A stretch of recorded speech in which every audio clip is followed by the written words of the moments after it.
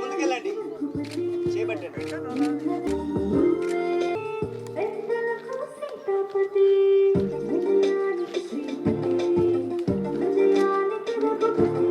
Action.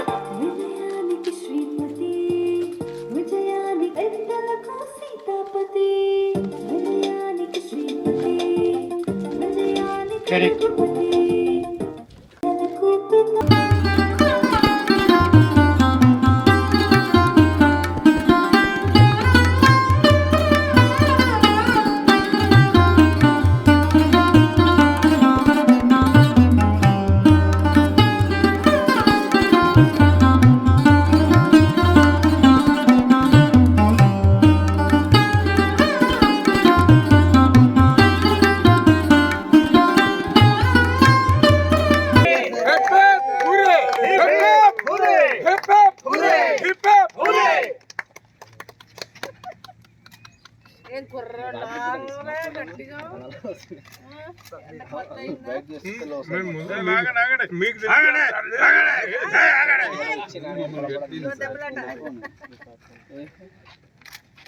అప్పని చెప్పాను మామూలు ఉండదు ఫోటో.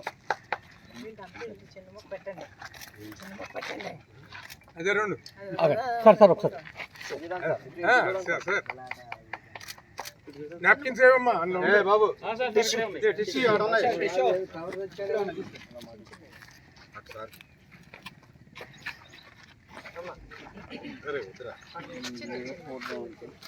కొంచెం కొంచెమే పెట్టండి ప్లీజ్. కొంచెం కొద్దిగా పెట్టండి, తర్వాత అందరం తింటామండి.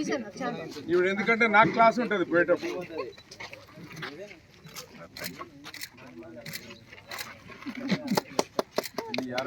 అందరికీ నమస్కారం.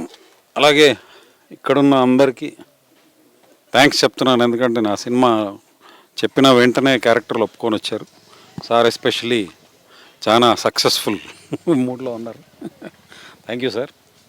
ఇప్పుడు మేము ఇక్కడ షెడ్యూల్ సాంగ్స్ అంటే మీరు హీరోయిన్స్ మధ్యనే సాంగ్స్ చూస్తుంటారు.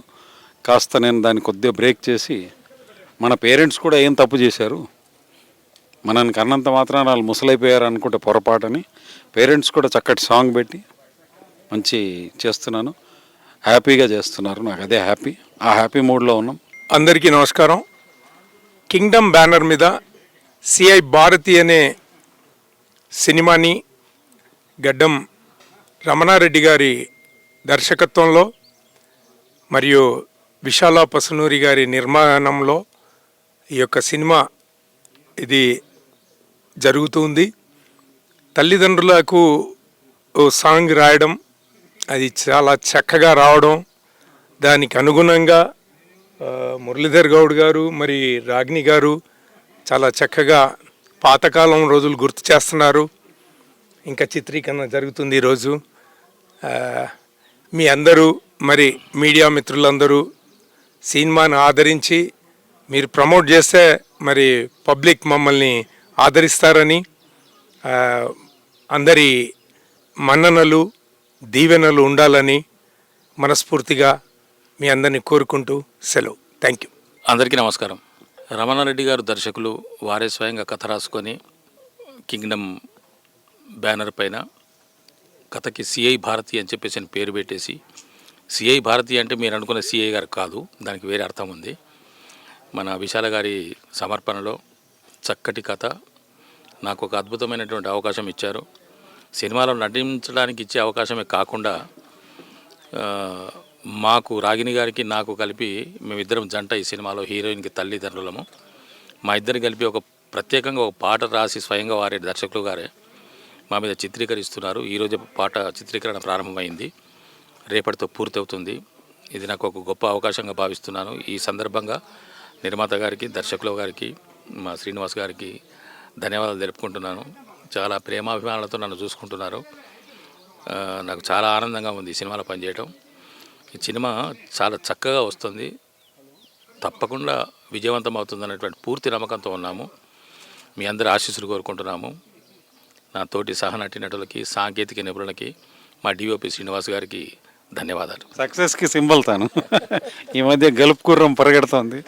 ఆ గుర్రం మాకు తోడైనందుకు హ్యాపీగా పోను అక్కడ పక్కన కూర్చున్నది సిఐ భారతి. ఆమె ఇనిషియల్గా ఎప్పుడో ప్రెస్ మీట్లో చెప్పాను నేను, నాకు ఒక హీరోయిన్ అబ్బాయిలాగా ఉండాలని. ఆ అమ్మాయి దొరికింది. ఆ అమ్మాయి కూడా 2 ముక్కలు మాట్లాడుతుంది చూడు. CI Bharti is too tough, like rowdy kind of girl, and Ramanna sir finding me, and he made me also tough and rough. So it's a challenging for me. Sometimes it's too like changing every time the emotions, and she's so rough and tough kind of girl. So I'm learning from Ramanna sir many things, how to go with that. That role. So it's too good, and thank you to choosing me for this leading one, sir, and also DOP sir. Can I say in Hindi? Before he choose me, he came with the bike ride. So he wants to see me, I can bike ride or not. So we did yesterday so many things on bike, like so many shots and all. So it's looking so good. మగవాళ్ళు చేసే చాలా ఈమె చేస్తుందో లేదో అని కొద్ది క్వశ్చన్గా ఉండింది. But మగవాళ్ళ కన్నా ఎక్కువ చేస్తుంది ఈమె. అయితే ఎప్పుడైనా ప్రెస్ మీట్ ఛాన్స్ దొరికితే అలాంటి గుడ్డలు వేసుకుంటుంది. మీరు తప్పు పట్టుకోవద్దు, నా సినిమాలో అలాంటిది ఏమి ఉండదు.